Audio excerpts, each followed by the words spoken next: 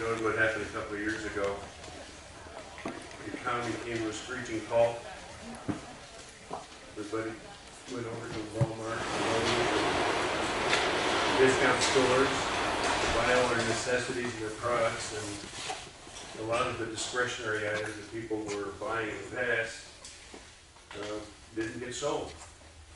And it affected a lot of our businesses. Well, it affected mine, it affected the number of others. But I went to a seminar that I thought was particularly appropriate and that it applied to our business, so I thought I'd share it with you. I was, before Birdsong Identifier and inventing the identifier and the single alarm clock and those products, I was in marketing for the last 34 years with a company called Pitney Bowes.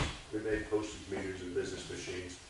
And I thought I knew a lot about sales. And the seminar was interesting. I thought it new and it's a different perspective. So this is a presentation that I'm going to share with you, but I need your feedback and your ideas. So there's a lot of synergy in this group. What's the profile of the group here? Just hold your hands up if you're a wild bird type store focused primarily on wild birds. Okay. And then with what, garden centers? What do we have for garden centers? Hardware stores. What other specialty? Feed store. Pet store. Okay, so it's a wide. And what else did I miss? Online. Okay, thank you. And online. And this applies to all types of businesses. So I want your perspective as well, so that you can share it with other people.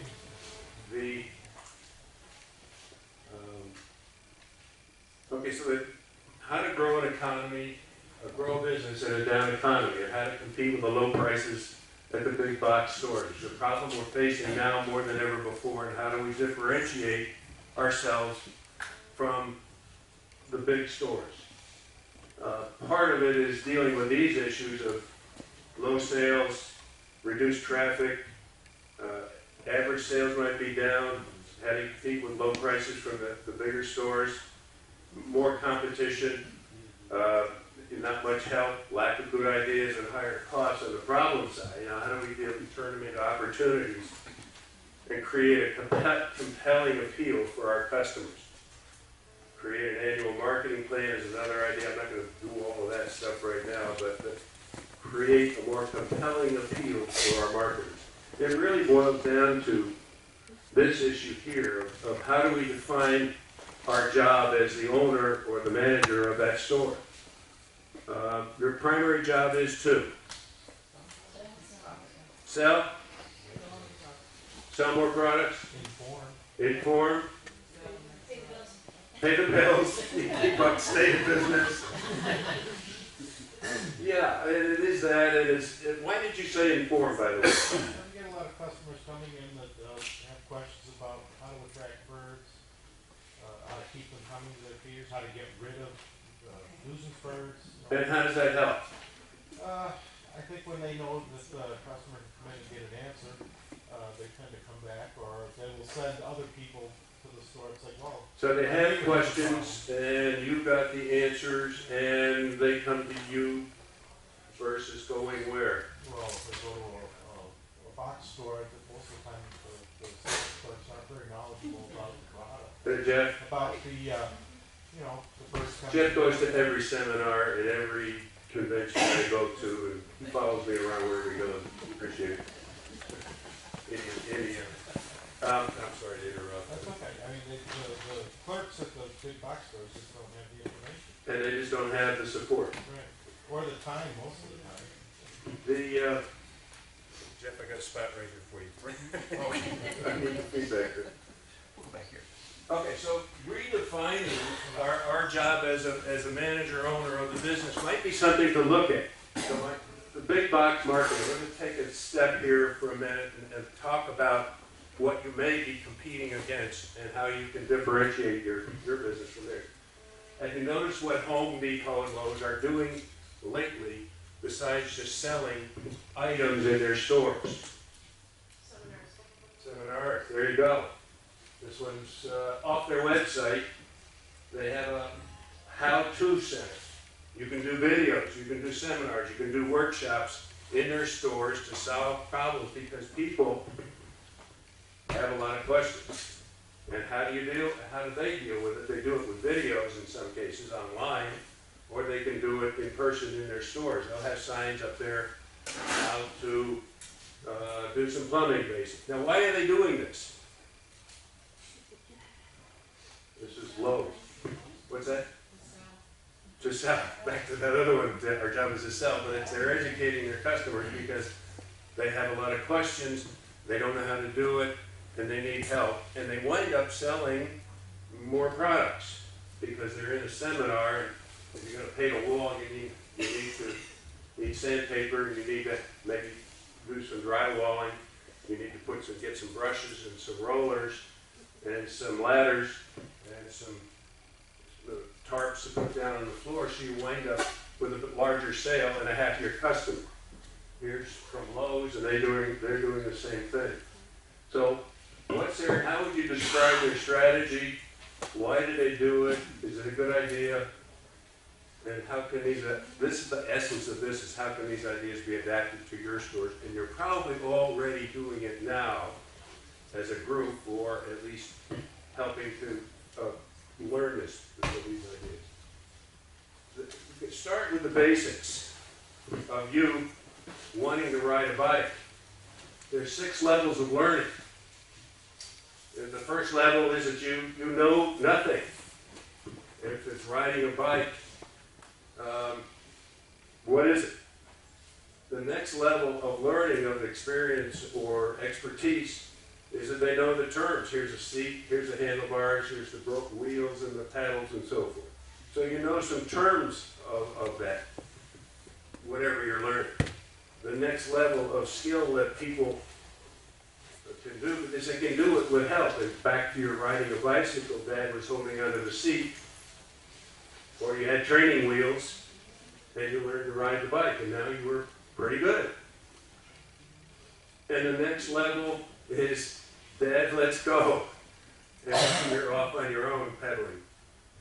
And hopefully it's not like my experience was that we went across the street and I went down a little bit and then ran into the curb on the other side and went over the handlebars, but that's all part of learning, I guess. You can do it alone, is your next level, and you can ride it down the street, ride it to school. And the next level of learning is you can teach it to your younger brother. And that takes another skill set and knowledge set to do that.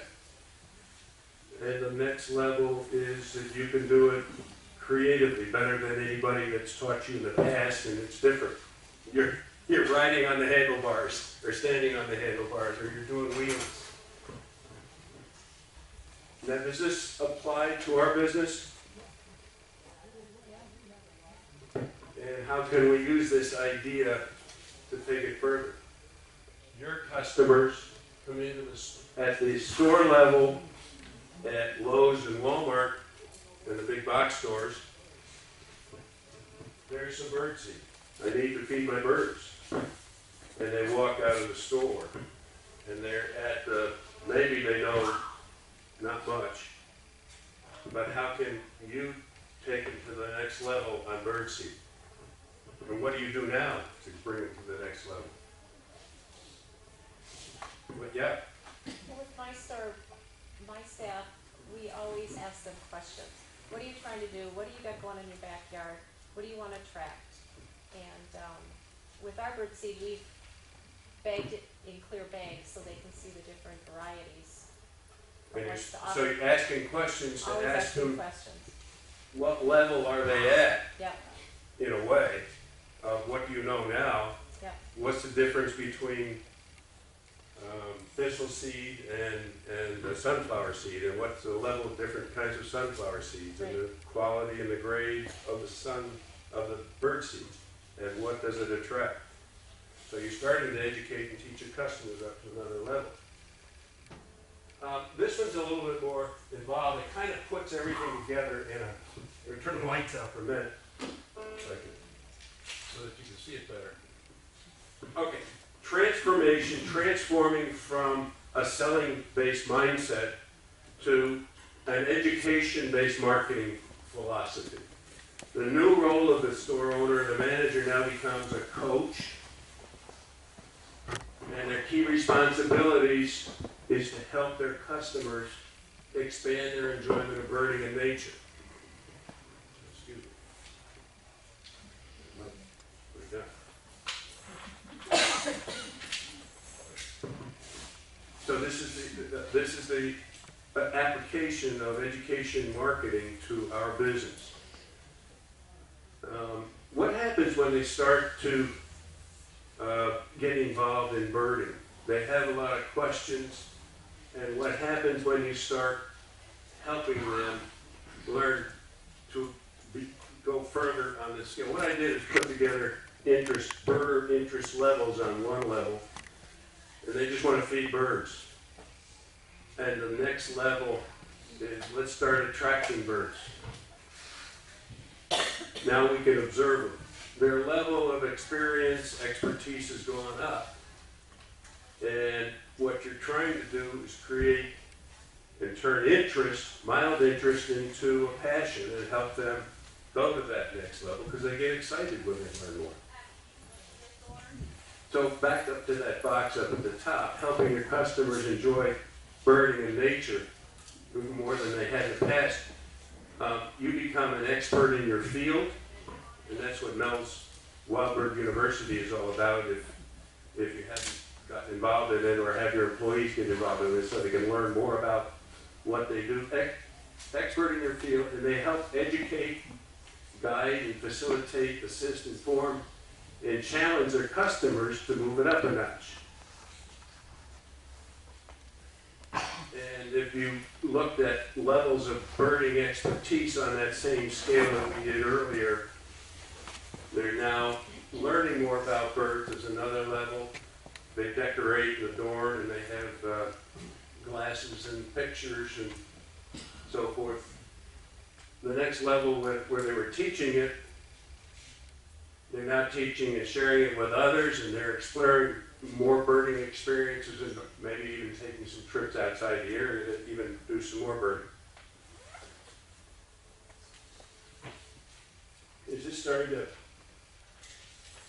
resonate with people here in terms of an approach to dealing with trying to separate you from the discount stores? Yeah. Do you have that as a handout for us?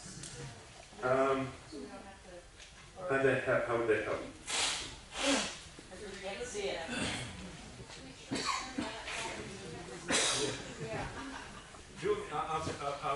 Can I send you an email with these on JPEGs? Yeah. Yeah, but if you wanted to use it in a workshop.